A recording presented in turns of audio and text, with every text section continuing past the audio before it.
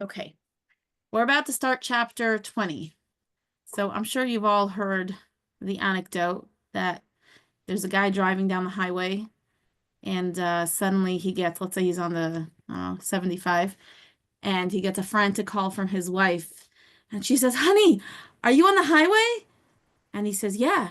She says, "Oh no, I just heard on the news that there's some crazy guy driving the wrong way on the 75. Please be careful." And he says, "You're right, but it's not just one guy. There's hundreds of them. They're all driving the wrong way." A more, true story version of this, or something similar that actually did happen, is I read a story about the Baal Shem Tov. One of the not the follower, someone of the someone in the times of the Baal Shem Tov came over to him, and he said, "Rabbi, you seem to be a great man. You're trying to do great things by teaching these Hasidic teachings, but I have a complaint. My complaint is about your followers. I'll be honest, they all seem a little bit crazy. These Hasidim they're just a little nuts." And the Baal Shem Tov said, what problem do you have with them?" He said, "They always just seem too happy. Like they're just always happy. They're either dancing or smiling or just so cheerful, or they just look like they're about to burst out in song. Like they've got to be crazy. Like it just doesn't make sense that they're just always so positive." So the Baal Shem Tov told him, "I'll answer you with a story." He said, there was once a great musician who came to visit a town, and he sat in the city square, and he started playing his music, and it was very beautiful music, and everyone who passed by stopped to listen to the music. And as people are sitting and listening to the music, some are tapping along, some are clapping along, some are starting to dance, some are just swaying, but like everyone's taken by this music. And before long, there were like hundreds of people in the square, and everybody is like, dancing along to this music. Along comes a man who's hard of hearing, and he sees a bunch of people in the square shaking, tapping, dancing. It seems very weird to him. He's like, it's the middle of a Tuesday afternoon. What's wrong with all these people? I think the world's gone mad. People are just stopping in the middle of their day just to stand and like do these strange motions in the middle of the street. I guess I'm the only sane man left in this world. And the Baal Shem Tov turned to this critic and he said, my students, my followers have been trained to listen to that inner song of creation, to listen to the tune and the harmony in every single element of creation. That's why they're always positive. That's why they're always singing. You're like the deaf man in the story. Like you don't hear it. So you think they're crazy. If you actually spend time learning what they learn and understanding what they understand, you'd be right there with them. The reason I share the story is because chapter 20, the one that we're about to embark on, it really begins to train us to listen to the inner music of creation. I will say at first, as we read through the concepts, it's a little on the philosophical side. Some of it definitely may sound new or strange or hard to understand, but I would say like you have to approach it with an open mind and give yourself an opportunity to try to see reality in a different way. Chapter 20 attempts to, it's not just 20, it's really 20 and 21, attempts to give us a different perspective on our everyday reality. How did we get here? Like, why is chapter 20 doing this? If you remember the last few chapters, we spent talking about the hidden love, this like secret superpower that every Jew inherits. And the Tanya told us that this secret love, this hidden love for God is so powerful that even if it remains dormant and exiled in someone's life and they're not involved Jewishly and they don't seem to care about God or anything Jewish, when a Jew is in a tough situation and feels that their Jewish identity is being threatened, suddenly this love wakes them up like a tiger.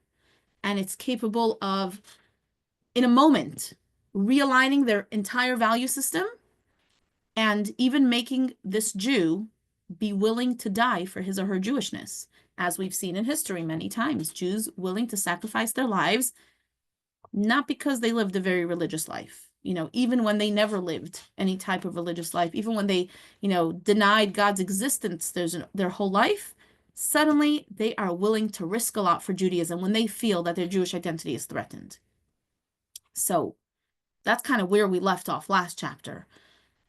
Where this chapter starts taking us is, the natural question is, wait, we each have this super powerful force inside of us? Like every single one of us has the ability that we would do anything for God?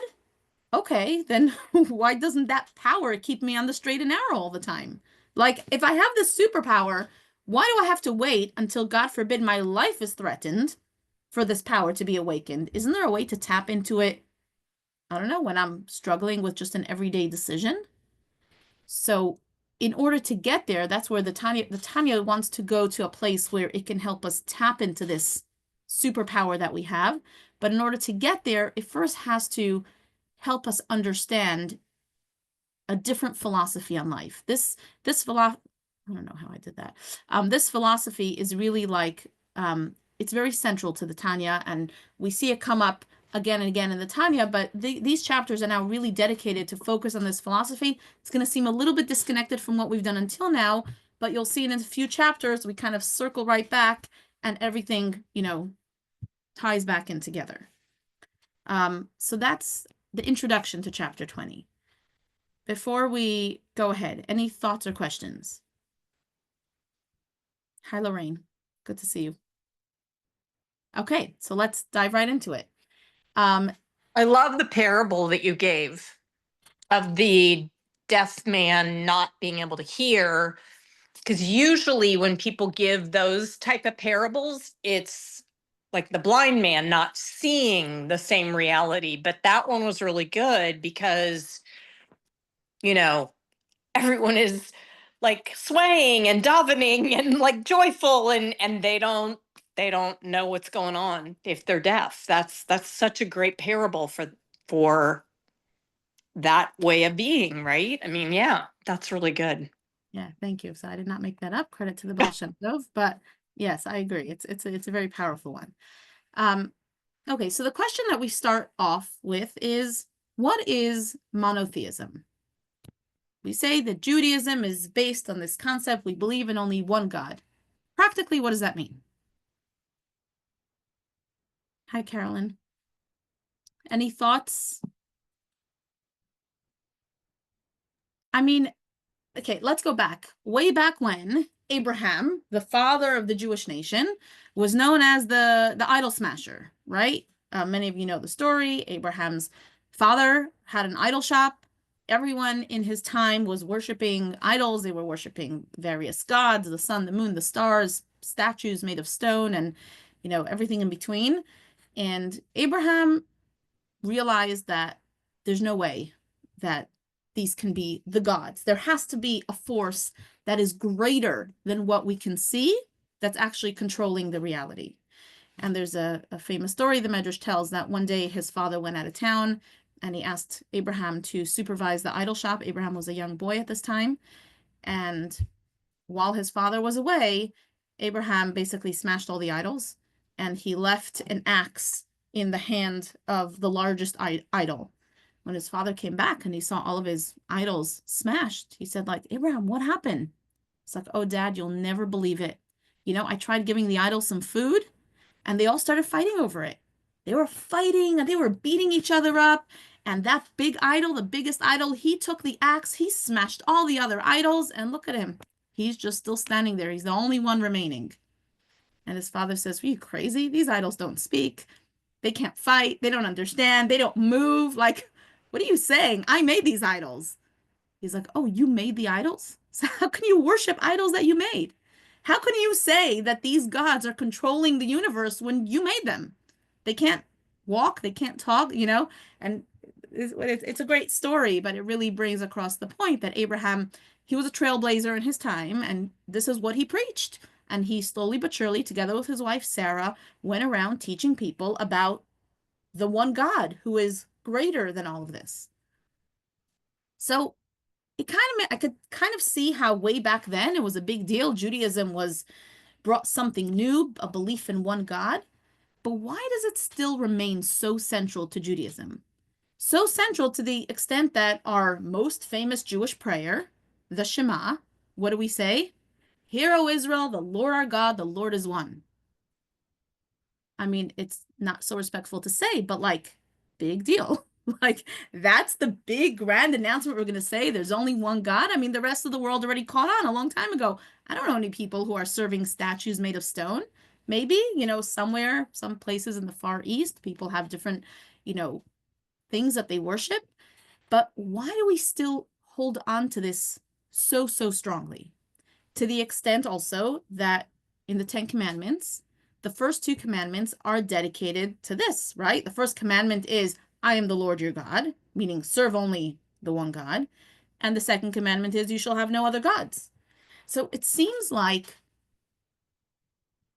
not worshiping idols or serving the one God is very, very, very central to Judaism. And the chapter 20 begins by trying to explore why. What is this about one God? Like, what are we trying to say here? And is it really as simple as it seems? Like, okay, one God and no other gods. Okay, I get it. Like, is there more to this? So let's begin reading the beginning of. This is an interesting anecdote that I heard in the name of, I guess, what they call one of the most famous atheists of modern times, Richard Dawkins. He is attributed to saying, in defense of atheism, he says, it's not such a big deal not to believe in God. He said, you all are don't believe in any of the other gods, right? You don't believe in the sun as a god and the moon as a god and all these things. You only believe in one God. You're basically an atheist to all gods but one. So some of us take it one step further. That's his, I guess you can say, mockery of those who still hold on to belief of one God. Is that really what it is? Is that the whole difference between belief in God and non-belief is that we believe in one and they believe in none and some believe in more? Like, is there's got to be more. There's got to be something deeper to what it is that we believe and what it is that Judaism is proclaiming to the world. So I'm going to share my screen for beginning of chapter 20.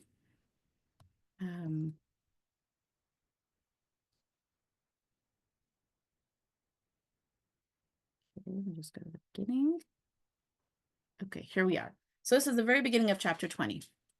It is well known that the positive commandment to believe in God's unity and the admonition concerning idolatry, which form the first two commandments in the Ten Commandments, I am God and you shall have no other gods, comprise the entire Torah. And just to stop and explain, many of you might be familiar with the idea that when the Jews heard God speak at Mount Sinai, they all fainted, right? He got to the first commandment, they all fainted. And God woke them up, and got to the second commandment, and they all fainted again.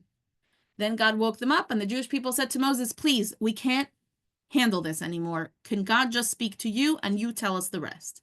And there are various opinions as to exactly what happened, but according to most opinions, the rest of the Ten Commandments were not necessarily heard directly from God by the Jewish people. Moses had to be, the go-between.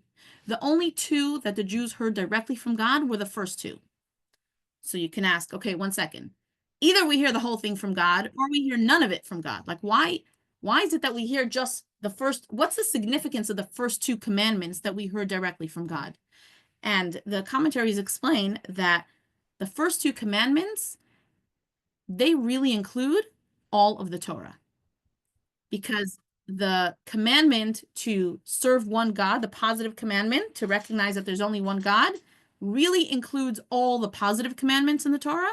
And the commandment, you shall have no other gods, includes all the negative commandments in the Torah. So the fact that we heard just these two commandments directly from God actually means that we heard the source, the synopsis of the entire Torah, we did hear from God directly. So the Tanya here begins with a question. Okay, if the first two commandments include all of the Torah, how is that? How is it that I am the one God? How does that include all the Torah? I mean, I think there's a lot of other commandments that don't seem to be directly connected to just one God. And not having any other gods, I mean, do not kill, do not steal, do not, all of these other things. How are those included in not having any other gods? So this is a question chapter 20 begins with, and then it continues here. In order to explain this matter clearly, we must first briefly speak about the idea and the essence of the unity of God, who is called one and unique. What does it mean when we say we believe one God? Do we believe there's only one God and not two gods? There's only one God and not 10 gods? Or is there something more about the concept of just one God? So we say God is called Yachid Umeyuchad, one and unique. Not just that he's one, as in one and not two, but he's Meyuchad, he's unique, he's the only one. We say in the High Holiday Prayers, there's a very famous line that says, V'chol ma'aminim shehu levadohu. All believe that he is one alone. Kemo shehaya kodem shenivra ha'olam mamash. God was alone before the world was created, and God remains alone after the world was created. Wait a second.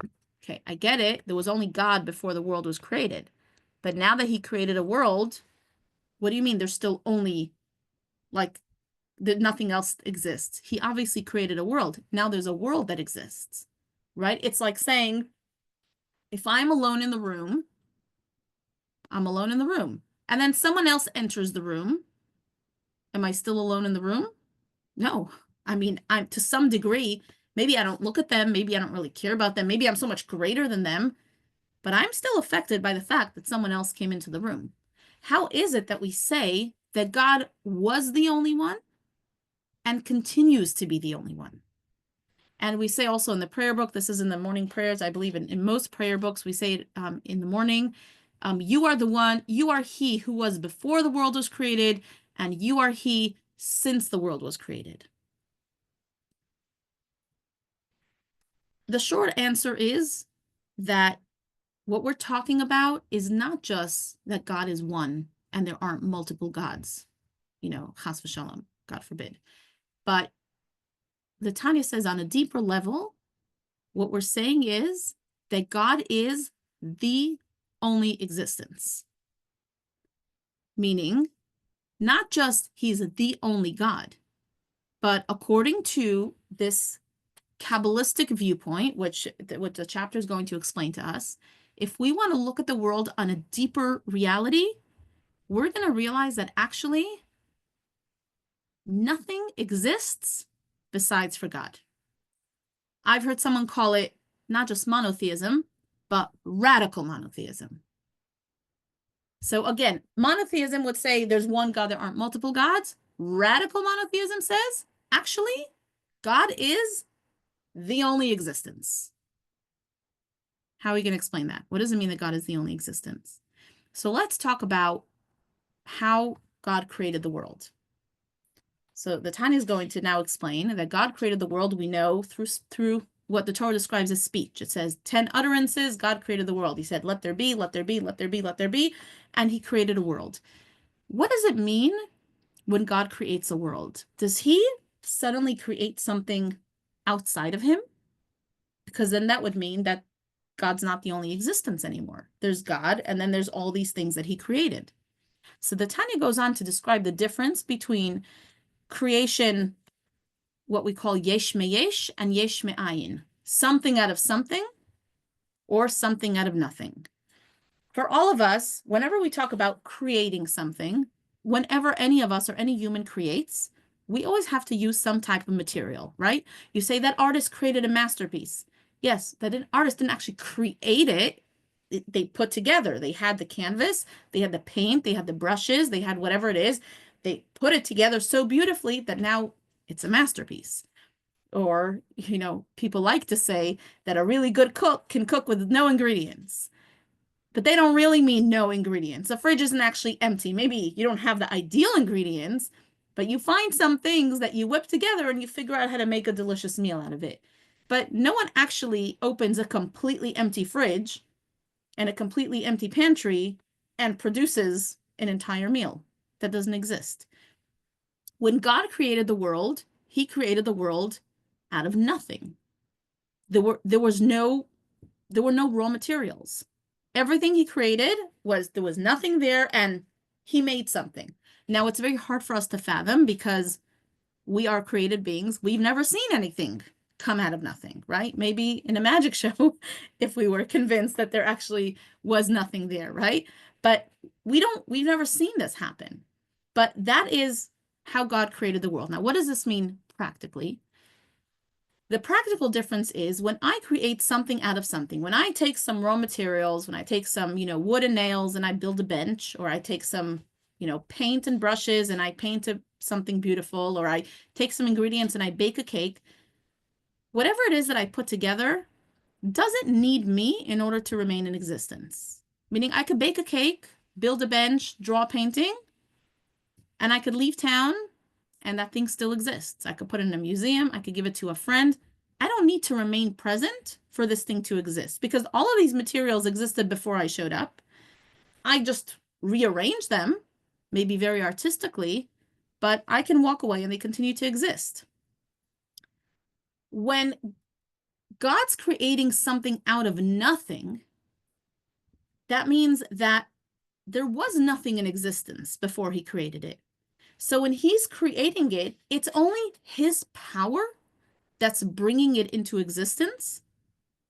So he can't walk away and stop creating it. So the Tanya gives us a few examples, some here and some in later chapters, to illustrate this because it's a hard thing to wrap our mind around. One example that's given in Hasidic teachings is the idea of throwing a stone. Or let's talk about an airplane flying. I think that's something we can relate to. If I look at an airplane, the natural state of an airplane is to remain on the ground. It's a big, heavy piece of metal, and it's heavy. It stays on the ground. Does an airplane fly, or is an airplane made to fly? Most of us will agree that the airplane alone doesn't fly. The airplane is made to fly.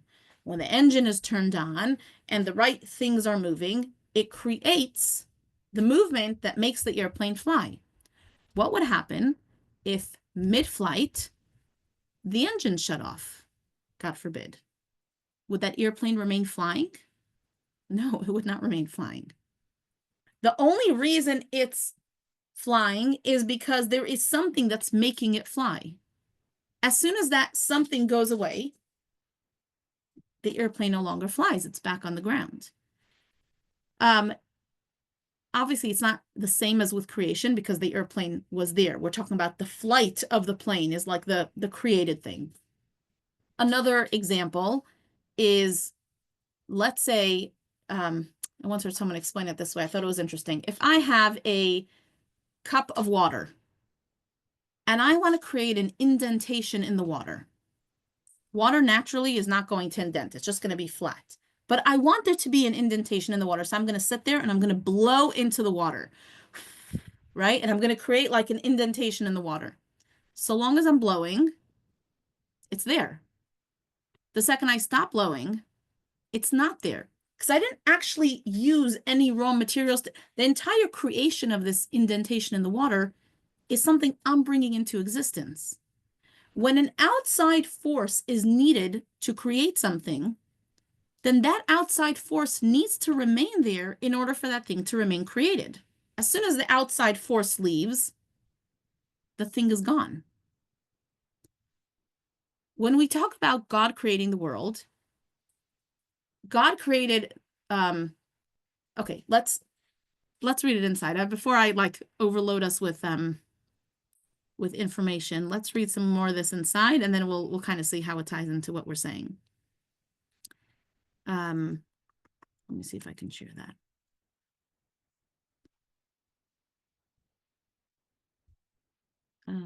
See, okay.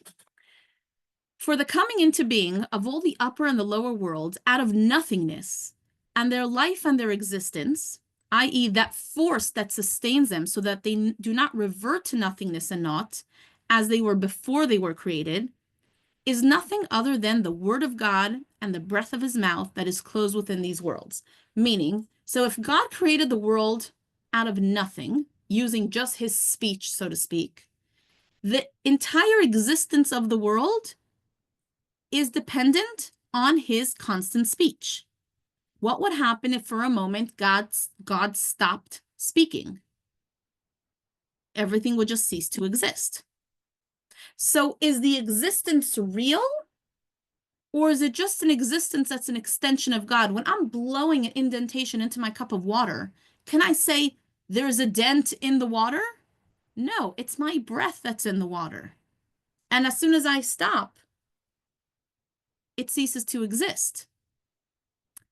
Another really good analogy for this, and I think we might be able to understand it a little bit better, is an analogy with our imagination. Our imagination is probably the one place that we can really create things out of nothing, right? Take a moment.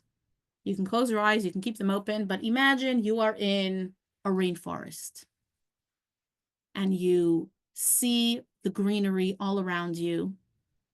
You hear the birds chirping, you hear the animals, you hear the crunch of the leaves under your feet as you're walking. You smell the mist, you smell the flowers. You, let's say you're still walking, you feel some rain maybe falling on your face. In the distance, you see some animals walking towards you. Maybe you even see a group of people walking towards you. You're like, oh, hey, how'd you guys get here? Oh, so nice to meet another group of travelers. You could spend some time, you can talk, ask them how they're doing and where they came from. You ask them how old they are. There's a 40-year-old, there's a 70-year-old, there's a 10-year-old. They're all traveling together. And you have this, you see a waterfall on the side and the rainbow shows up in the water. And then you stop. Open your eyes. We're back to Tanya. Wait a second. Where did the rainforest go? I just saw a rainforest. It's gone. What happened to the waterfall? Did it dry out? Like, what happened to those people? Those were lovely people. They had a great story. Did they just die? Did I kill them? Of course not. They weren't a real existence. I was giving them existence by imagining them. So long as I imagined them, they existed. I stopped imagining them, they cease to exist. Like, what a peaceful death, right? Boom. Like, it's like they're not even there. If I say, oh wait, I want to go back to the rainforest, I'm going to close my eyes again, I'm going to start imagining it again. Am I back to the same rainforest? No, it's a new rainforest that I'm creating now. And this one might look the same, it might look different. It's whatever I want it to look like. Whatever image I conjure up in my imagination is something that I am creating out of nothing. Now, the difference between this and God creating out of nothing is that we're creating these images out of things that we've seen and things that we know, right? It's not, you can't say it's truly out of nothing. I am coming up with these images because I'm pulling a bunch of different images that I'm familiar with. But the idea is that this entire existence, whether it's a rainforest or I could imagine, a room full of people, whatever it is I'm imagining, the second I stop imagining it and giving it life, it doesn't exist anymore. Because I'm not using any raw materials to create it. I'm using just my mind to create it. The Tanya is going to explain to us that this is really the relationship between God and the world. Because the world didn't exist before God created the world. Now God came and he was creating a world out of nothing. In order to create the world out of nothing, he's just creating it out of himself. He's basically, for all intents and purposes, just so we can understand it, you can say he's imagining this world or he's speaking this world into existence, whatever it is. But it's not really an independent existence because as soon as he stops speaking it into existence or imagining it into existence or whatever it is, it ceases to exist. This world is not actually an independent entity outside of God. It is something that God is creating, but it's really just, it's just his words. And to illustrate that further, the rest of chapter 20 goes on to explain, let's take a minute and think, what is the relationship of my words to me, right? If I say, hey, good morning, right? I meet somebody and I say, hey, good morning, how you doing? My two words, good morning, is that all I'm capable of saying? No, I could speak for hours on end. The two words that I said relative to the amount of words that I could say is like, it's not even a percentage. It's not even a fraction of a percentage, right? I said two words. My capacity for speech is so much greater. So those two words to me are not a big deal because I could say so much more. Now, what about if I compare those two words not to my potential for speech, but to my power of thought? Because, when I say something, it's what I say. I think much more than I say, right? It's kind of a good thing that no one knows what I'm thinking. They only know what I'm saying. Imagine we sat next to people and we knew everything that they were thinking. None of us would have any friends. But my thought is a much greater power. Now, words that I say compared to what I'm actually thinking is like a drop in the bucket. It's nothing. The two words that I said, the two words good morning, relative to my power of thought, is like it's totally insignificant. What's even greater than my power of thought? My emotion, right? Because before I think about things, but what drives my thought process? How I feel. I have to feel something before I could think about it. Think about the power of my emotion and those two words, good morning, relative to my power of emotion. It's like even more insignificant.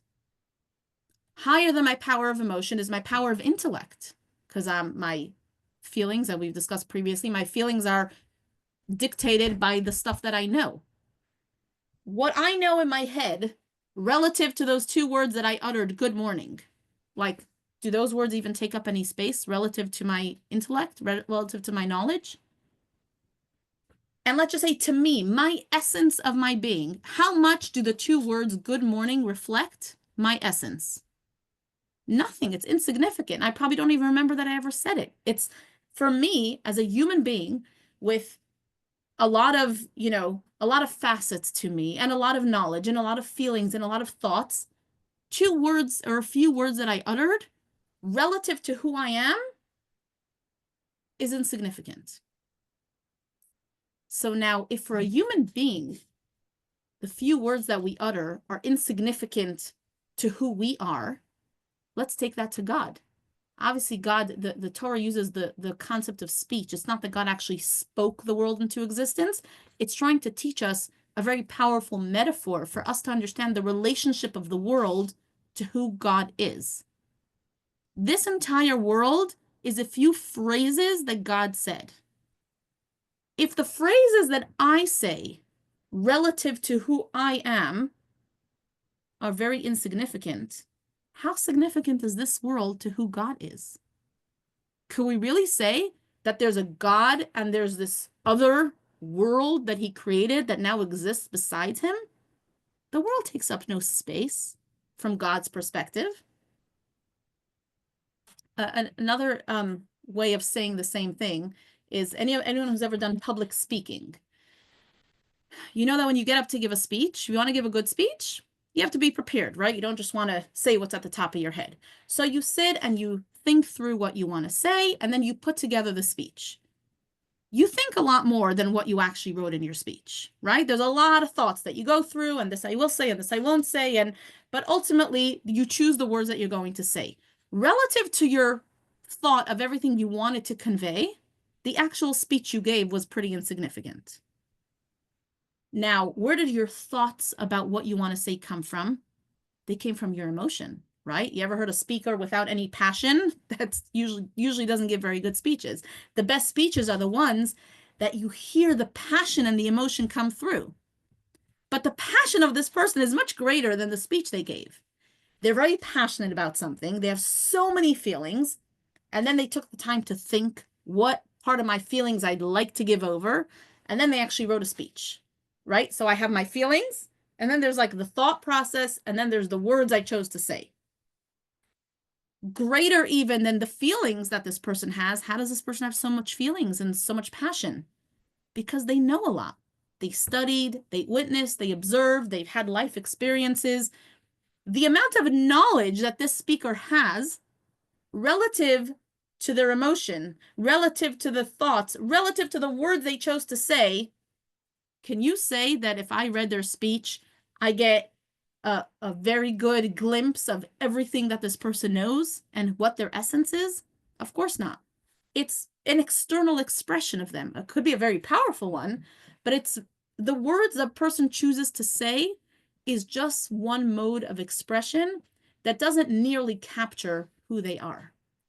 And just like in humans, the distance between the words that we speak and who we actually are is practically infinite. So too the Tanya tells us in God.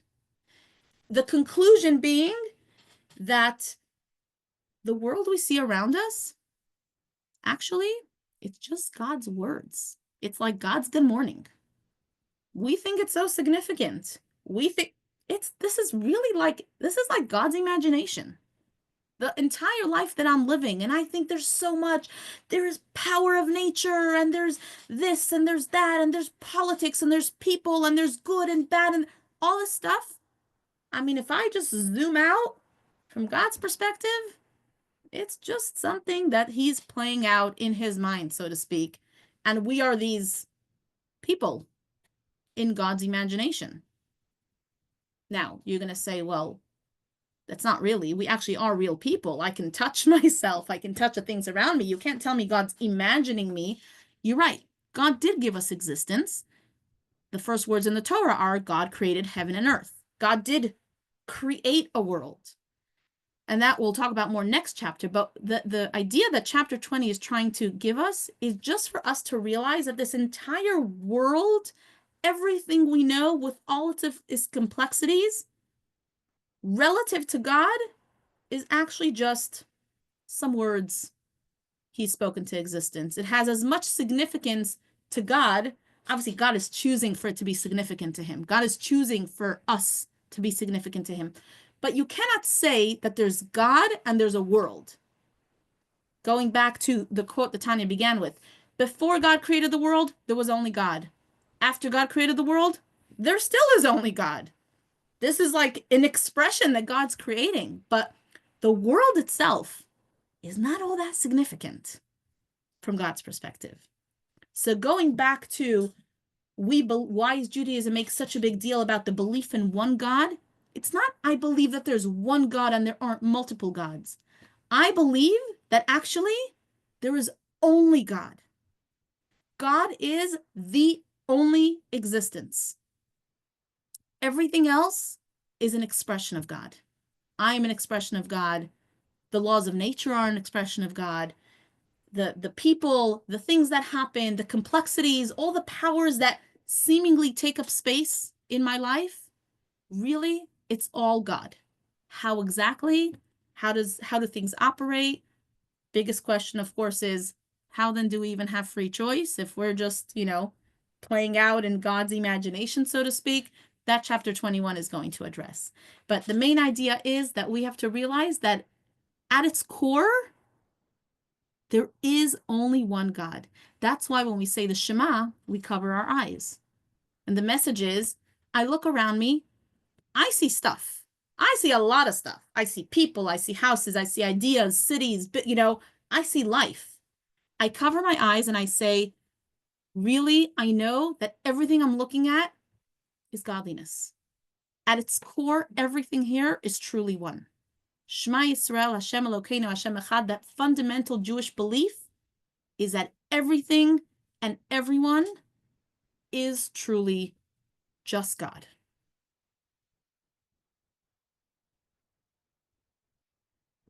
We could stop for questions or we could read it inside. Let me know what you're thinking. Yes, Arlene?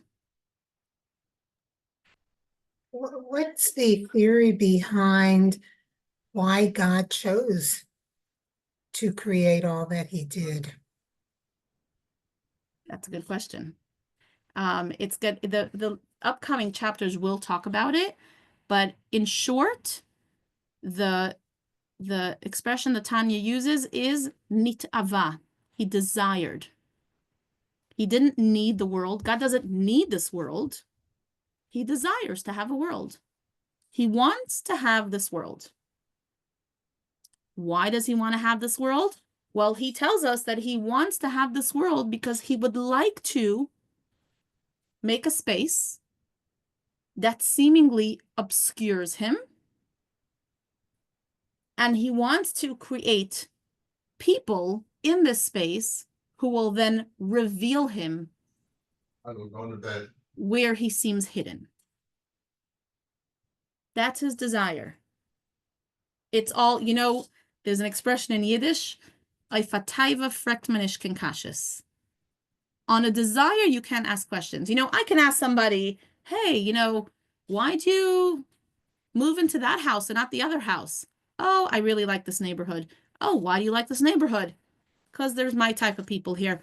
Why are they your type of people? You can keep asking questions. At the very root, the final answer is going to be, because that's just what I like. When I like something, I can break it down to pieces, but ultimately, there's a desire that I have that I can't explain the desire. A desire is something that comes from deep inside of us. So similarly, you can say God created a world because he wanted this. Why did he want this? Because of this. Why?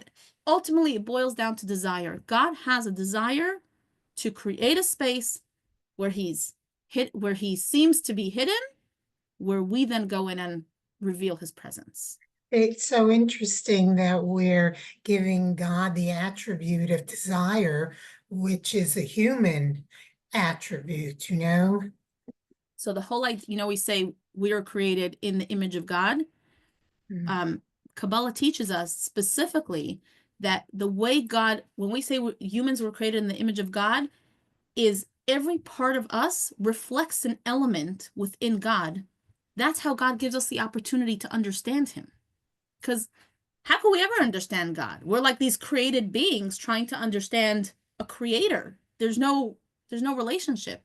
So God says, I'm going to create you in my image so that when I talk about desire, you have desire, so you have an idea of what desire means. When I say I took you out of Egypt with a mighty arm, not that God has arms, but you understand kind of what it means because you have arms. So that kind of helps you relate to what power I may have used to take the Jews out of Egypt. So yes, the reason we have desires is to help us understand godly desires. Yes, Lorraine.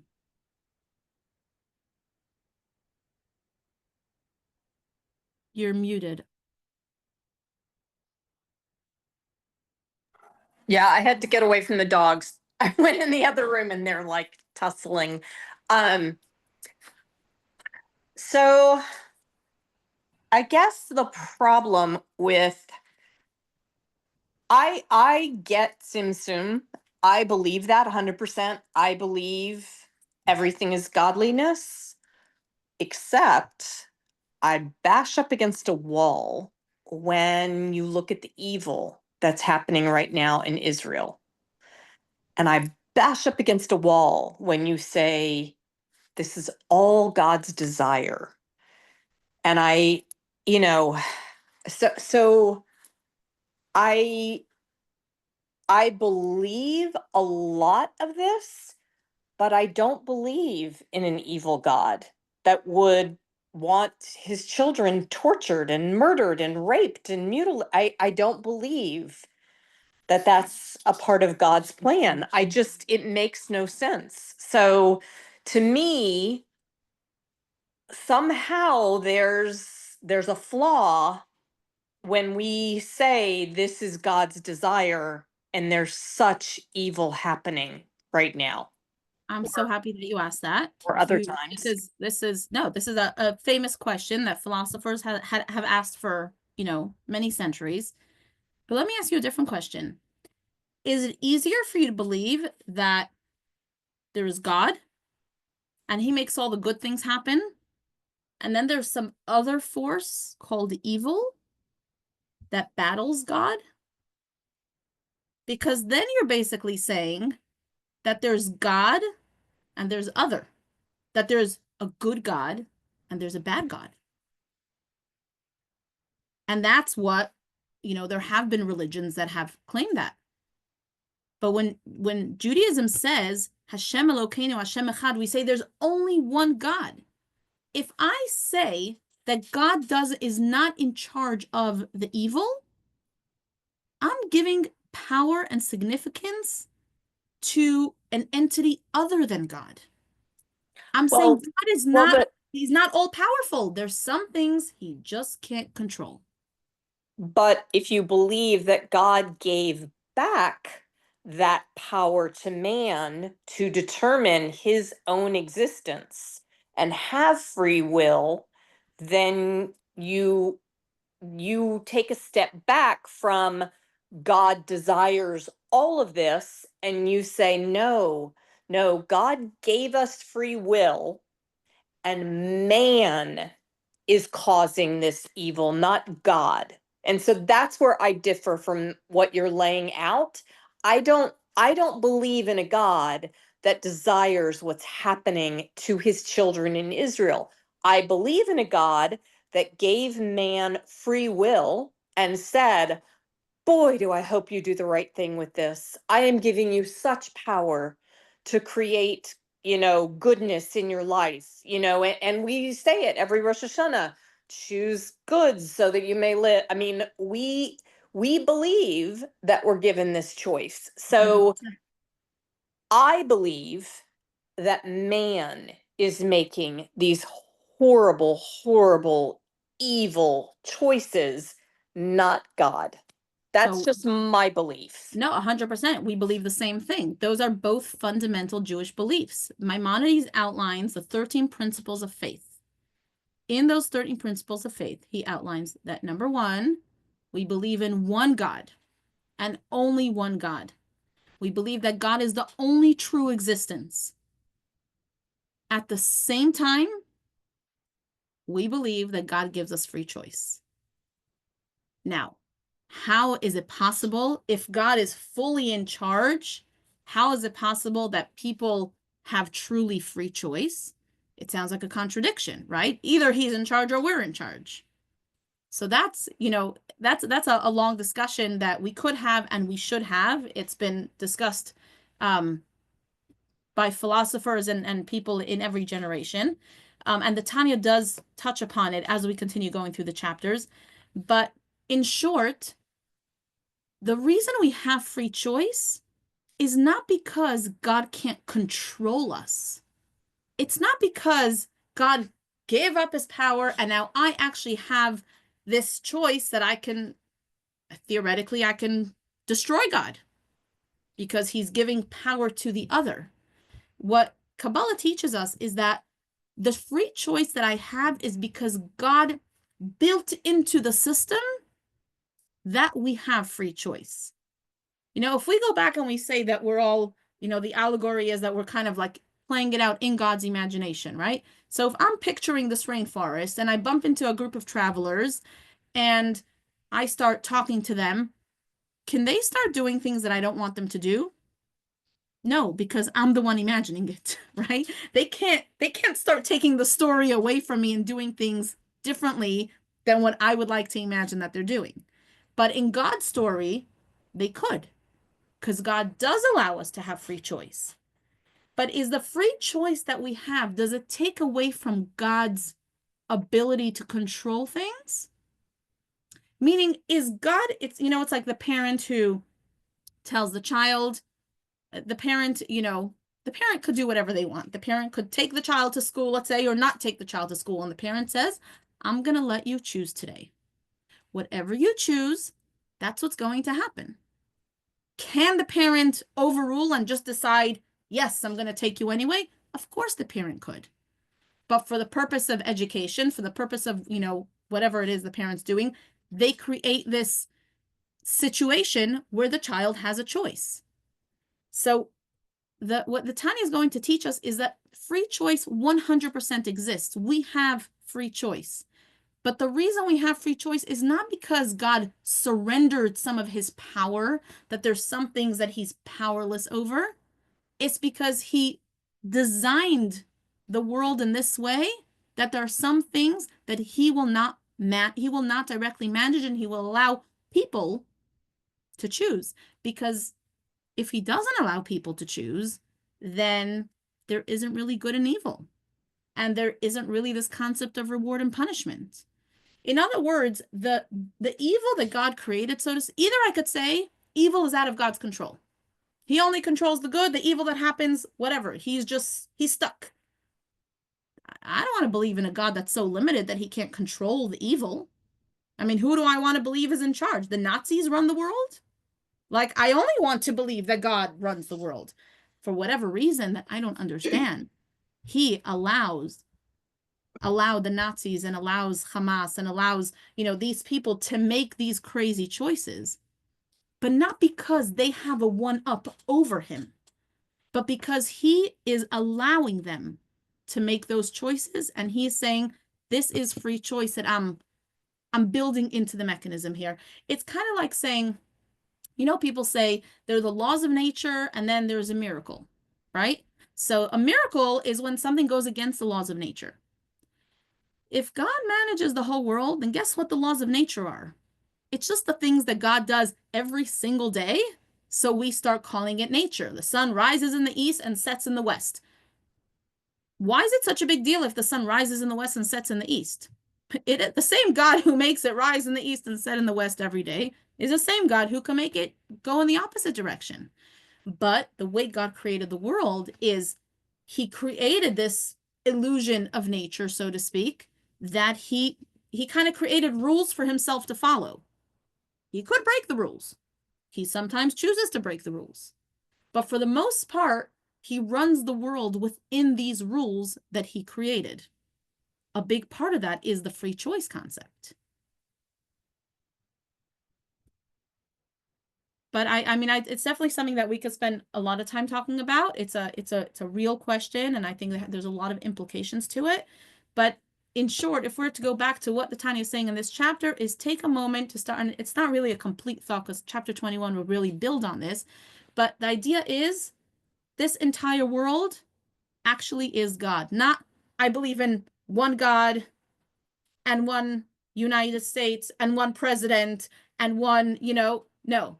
I believe in one God that actually everything is included in this one God. How exactly? Okay, we have to pull that apart. But before I know some people have to sign off, I'm happy to stay on with questions, but I just want to, even though we're in the middle of a thought, I do think that we could take a minute to pull out a very practical lesson here. And that is, a lot of people think that sometimes my self-actualization seems to be in contradiction to godliness and religion. It's like, well, either I'm going to really actualize myself and be the person I really could be and want to be, or I'm going to squash that and I'll be Jewish and I'll do God's thing. If you look at the world from this perspective and you say that the essence of everything is God, that also means that my truest essence is godliness. And for me to connect to God is not putting me, Dini, aside and saying, okay, I won't pursue my talents, I'll pursue God. But pursuing God is really pursuing my deepest and truest essence. And if I'm not able to see how, then that's on me to figure out how I can, find God within my talents and within my capabilities and within what I could be. But my truest reality and my truest identity is the godly part of me. I know there was some more hands. So yes, Harriet. Anyone who needs to sign off, have a good night, have a wonderful week, and you're welcome to stay on for those who have questions or want to keep discussing. So I thought that the free will, like coming out of Egypt and being a free nation, was the choice of being closer to God and choosing to reveal God versus choosing to move away from God, and that's the free choice is not just free choice like we think cultural, but the choices that we make to be closer to God, to reveal God's presence, are the choices we make that are based more on the evil inclination.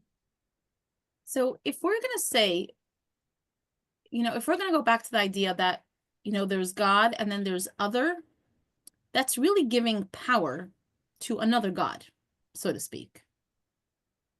How do we reconcile the fact that there is one God and everything is God, but then I can make choices that are not godly? But being closer to God or moving farther away isn't So, okay, so is the farther away completely farther away? Or am I choosing the path that God doesn't want me to choose? Meaning, in order for us to have free choice, God had to create the path he wants us to take and the path he doesn't want us to take. Because if he wouldn't create the path he doesn't want us to take, then choosing him wouldn't really be a choice. So I'm not going to call it the illusion of choice because it is a choice. We really do have this choice, but it's only a choice because God creates that. And he says, I'm going to give you the path of being close to me, and I'm going to allow you to choose the path in which I am so hidden and so concealed, it looks nothing like me. But in truth, even the darkest of dark places and even the most evil of evils, at its core essence, cannot exist without God. Mm-hmm. And only exists because God allows it to exist. And the reason God allows it to exist is so that there should be choice. Because if God did not allow us to have, God did not allow people to be able to choose evil, then doing good is not even a choice. It's just the only thing available. Yes, Arlene.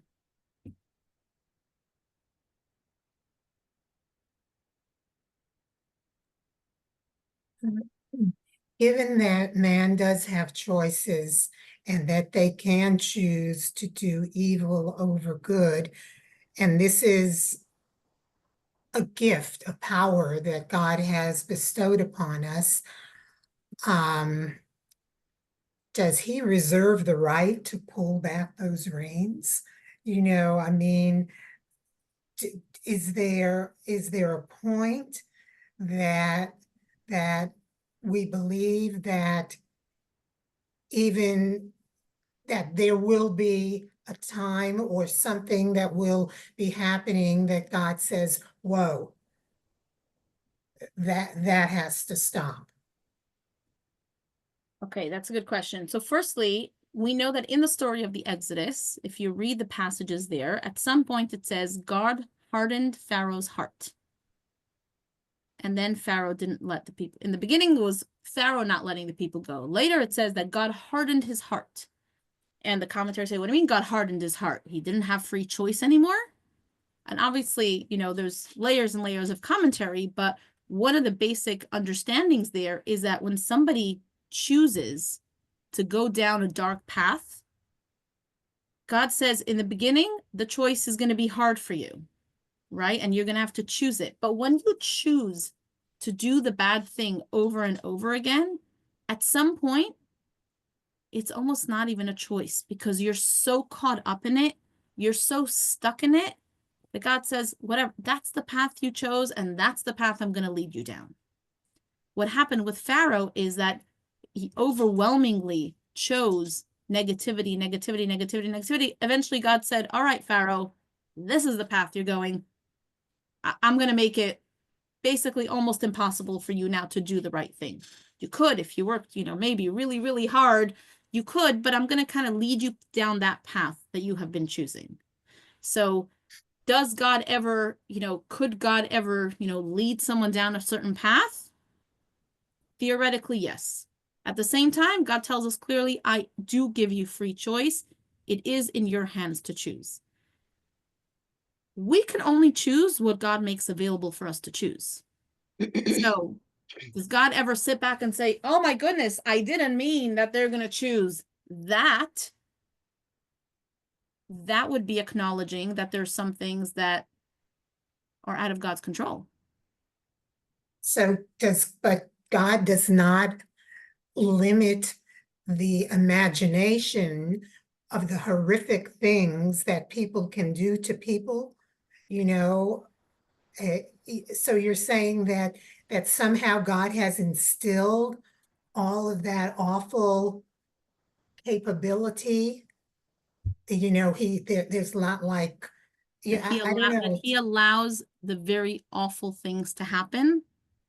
Or you're saying that if God did not make that a possibility of your imagination then you wouldn't be able to go there. Right, right. I mean, that's to So, me. so yes. So on one hand, exactly like Lorraine said, how do we say that a kind God, this is exactly the question that people ask after the Holocaust. How can a kind and benevolent God allow such evil atrocities to happen? The other option, though, is to say that apparently God isn't really in control. He's in control a certain percentage, but when people like the Nazis and Hamas come around, then actually God can't control that part, and he just has no choice but to sit back and just let it happen. I don't know. I just took what you said before to mean that it could never happen unless it was something in God's wheelhouse that was out there, So yeah, Maybe no, I I hear understood you. that wrong. I hear you, and it's a very valid question, but I think we have to look at it from multiple angles. In terms of, well, I just lost my train of thought. In terms of the evil that God allows to exist, if God, one of the explanations given in Tanya is that everything gets its life from God. If God doesn't give something life, it can't exist, right? We said that God brings everything into existence. Now, would we say that God is giving life to the women on this group in the same way that God is giving life to evil? Not necessarily. And the example that the Tanya gives is, think of two ways that you can hand over a package to someone. You need to give an envelope of money to a very good friend for their birthday. And you put together this money, you worked hard to collect it, you're so excited, you go to their house with a huge smile and a big hug, you give them the envelope wrapped in beautiful packaging, and you wish them happy birthday with all the best wishes. That's scenario A. Scenario B, you have a really awful landlord whom you pay rent to. Now, this landlord has been neglecting your apartment for a long time. And actually, you really feel like they don't even deserve to be paid this month because they have been so neglectful. And on top of that, they're also nasty and they're terrible to you. And they say terrible things and they're allowing the apartment to fall into disrepair. And perhaps someone in your household has even gotten hurt because of the neglect of this landlord. And your life is miserable because of this landlord. But you try to fight it, and the judge rules that you still owe the landlord the rent of the month. So you're going to give them the money. Are you going to give them the money? Let's say it's even the same amount of money. Are you going to give them the money the same way you gave the money to your friend for their birthday? Of course not. And the analogy that Tanya uses is you're not even going to look at them. You're kind of going to throw it. You're going to go to them. You're going to throw it over your shoulder without even looking at them and just say, here's your money, right? Like not in a way of connection, not in a pleasant way, in like an over the shoulder, backwards kind of way. I need to give you the money, but it's not really where my desire is. That the Tanya uses as a difference between how God gives life to the holy and the beautiful things in the world versus how God gives life to the evil and the dark in this world. Yes, the evil and the dark are still getting life from the ultimate life force, which is God. But the way in which they're getting life is in a very, backwards, dark, not a very pleasant way necessarily. It's almost like, I need to keep you alive so that people have choice, but there you go. Don't want to look at you.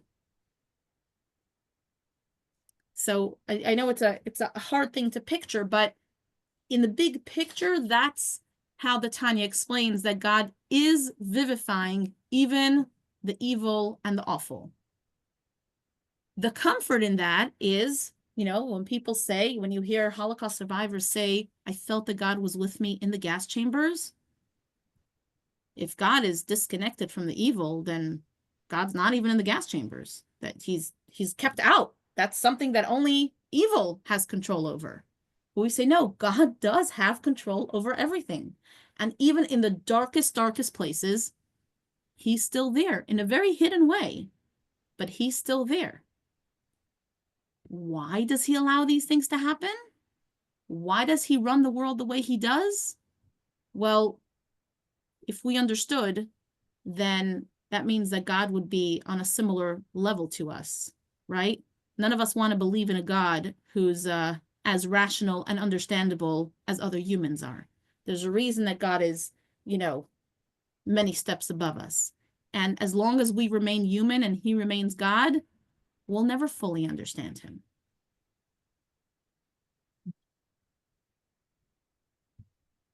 Nisi, you want to share something?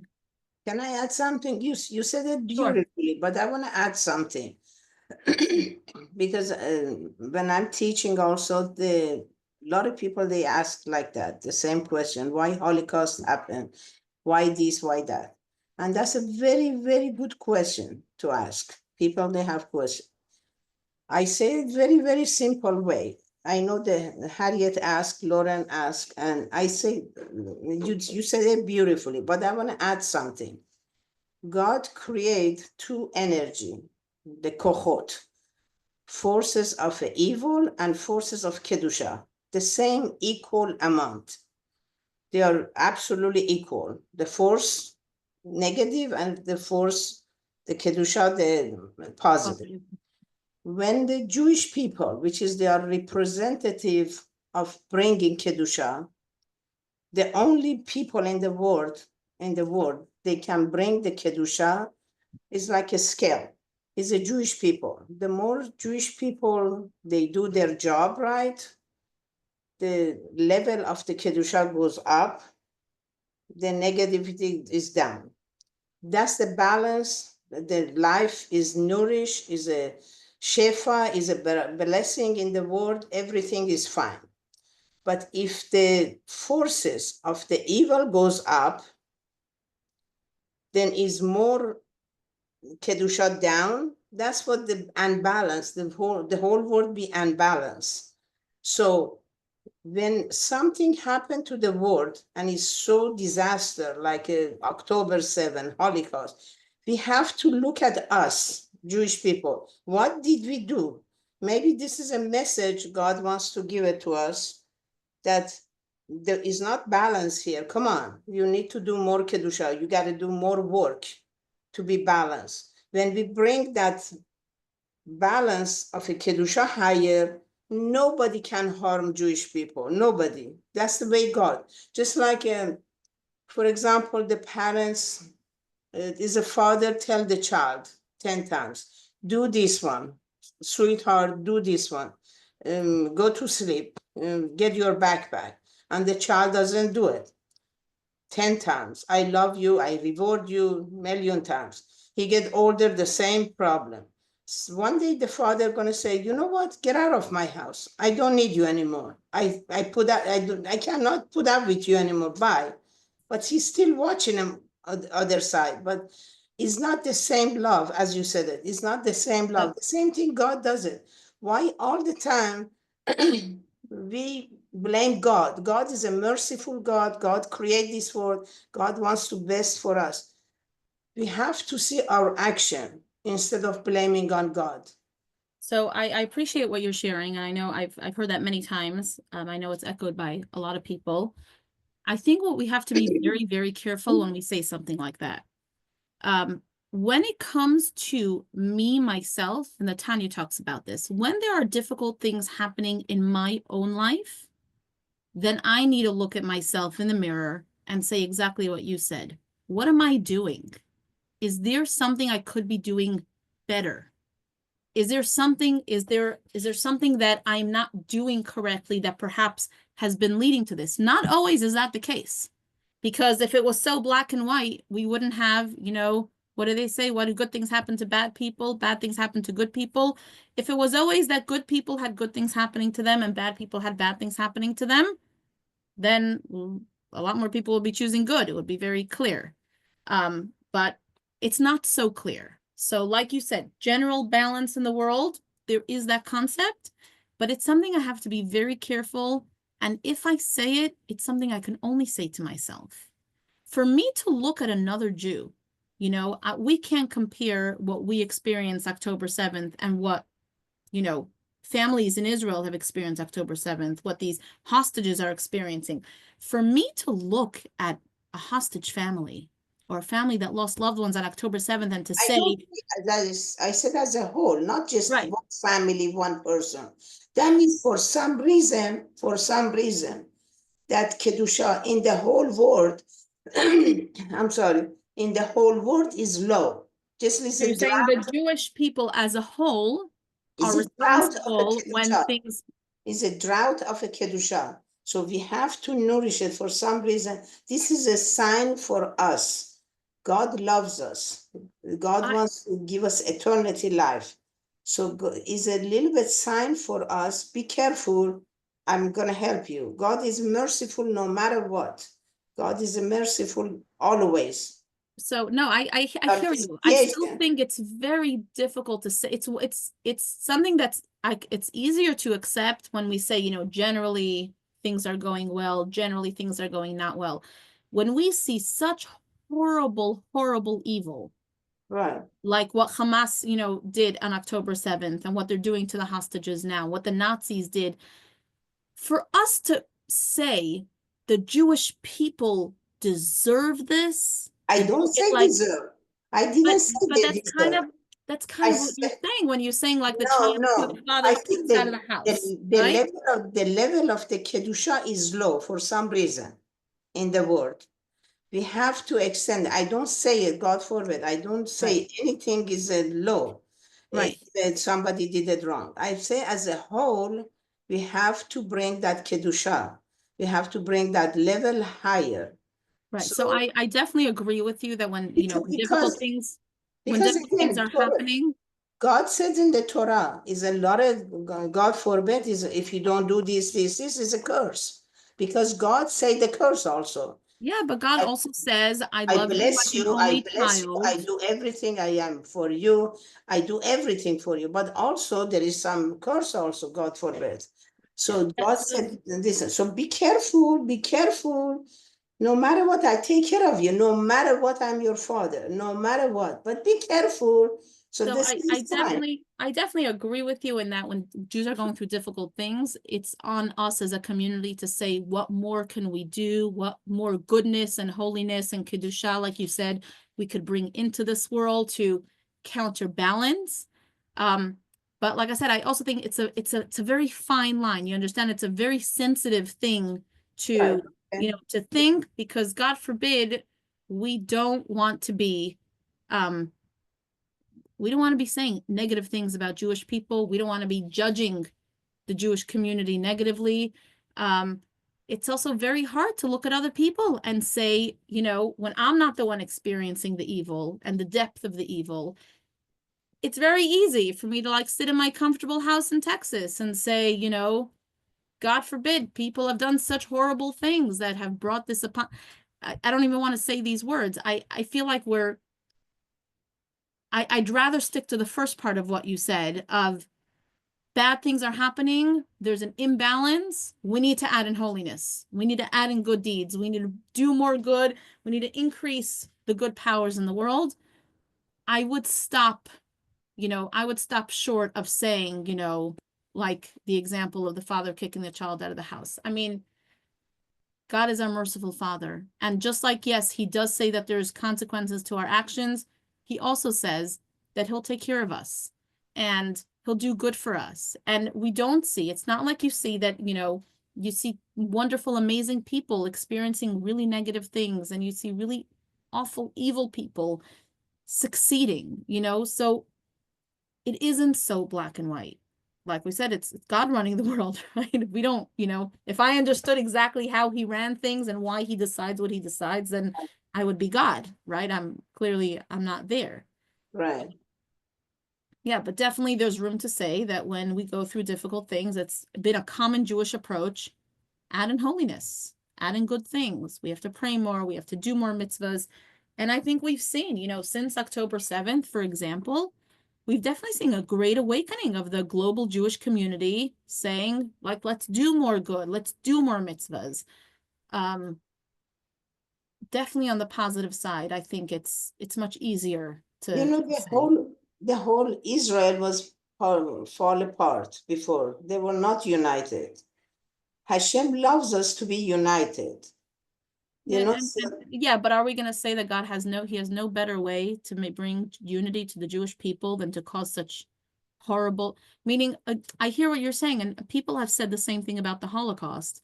I know that the Lubavitch Rebbe spoke very, very, very strongly against this approach. You know, when people tried, there were, you know, rabbis at the time who were writing about that the Holocaust was because of the low spiritual level of the Jewish people, and they were literally like pointing fingers at communities.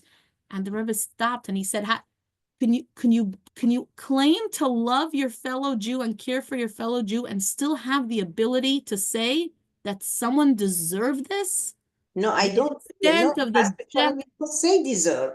I don't say they deserve. Right. No, I'm not saying that you're saying that, but I'm saying when you start going down that route, you Right. have, you know, what we have to be careful in how Right. it comes Okay. across and what we're saying. Right. Yeah, So, well, I think the conclusion is that we need more happy days like today with hostages being released. And thank God. Yes. we need all the rest of them to be released, and definitely every mitzvah that we do and every good thing that we're doing brings that closer, right? We Right. don't always see the direct connection, but it's time we pray to see it already, because I think our people have been through enough suffering.